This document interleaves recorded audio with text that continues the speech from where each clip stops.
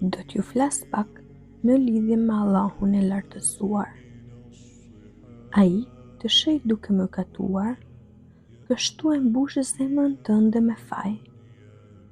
Më pas, të frymëzon për të kërkuar falje. Ai të fal. Pastaj kënaqet me ty.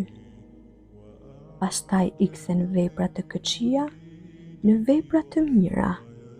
Prej mirësisë së tij të madhe është se kur të sheh duke buzëqeshur, ai të shkruan një shpërblim, dhe kur të sheh në dhimbje, ai të fal një mëkat, në mënyrë që midis mëkatit dhe shpërblimit të jesh gjithmonë i rrethuar nga mirësia e tij.